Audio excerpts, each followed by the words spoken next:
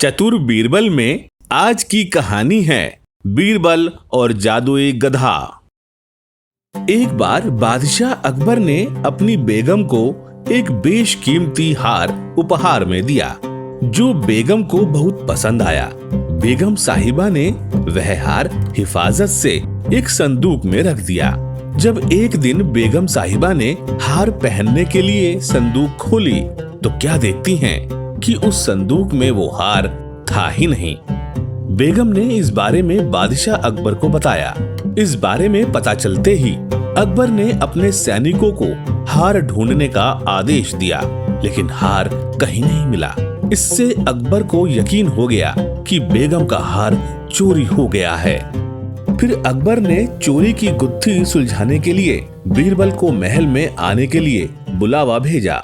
जब बीरबल महल में आए तो अकबर ने सारी बात उन्हें बताई और हार को खोज निकालने की जिम्मेदारी उन्हें सौंप दी।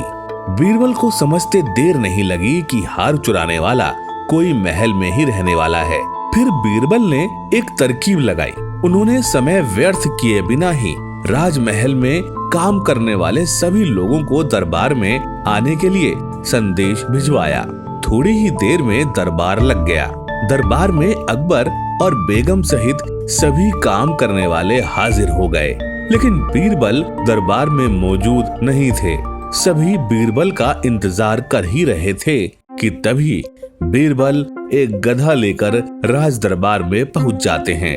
देर से दरबार में आने के लिए बीरबल बादशाह अकबर से माफी मांगते हैं।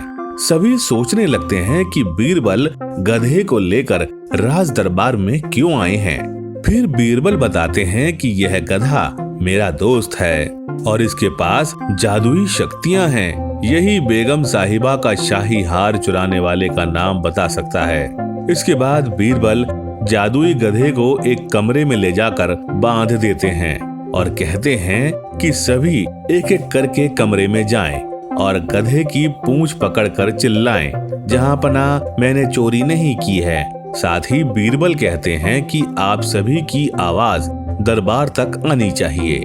सभी के पूंछ पकड़कर चिल्लाने के बाद आखिर में गधा बताएगा कि चोरी किसने की है।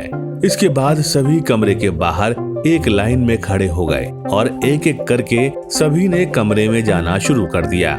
जो भी कमरे के अंदर जाता तो पूंछ पकड़कर चिल्लाना शुरू कर देता, जहां पना मैंने चोरी नहीं की है। जब सभी का नंबर आ जाता है तो अंत में बीरबल कमरे में जाते हैं और कुछ देर बाद कमरे से बाहर आ जाते हैं। फिर बीरबल सभी काम करने वालों के पास जाकर एक एक करके उन सभी के हाथ सूंघने लगते हैं। बीरबल की इस हरकत को देखकर सभी हैरान हो जाते हैं। ऐसे ही सूंघते सूंघते एक काम करने वाले का हाथ पकड़कर बीरबल जोर से बोलते हैं, जहां पना इसने चोरी की है। ये सुनकर अकबर बीरबल से कहते हैं, तुम इतने यकीन के साथ कैसे कह सकते हो कि चोरी इस सेवक ने ही की है? क्या तुम्हें जादुई गधे ने इसका नाम बताया है? तब बीरबल बोलते हैं, जहां पना यह गधा जादुई नहीं है, यह बाकी गधों की तरह साधारण ही है। बस मैंने इस गधे की पूंछ पर एक खास तरह का इत्र लगाया है। सभी सेवकों ने गधे की पूंछ को पकड़ा, बस इस चोर को छोड़कर, इसलिए इसके हाथ से इत्र की खुशबू नहीं आ रही है। फिर चोर को पकड़ लिया गया और उससे चोरी के सभी सामान के साथ ही बेगम का हार भी बरामद कर लिया गया।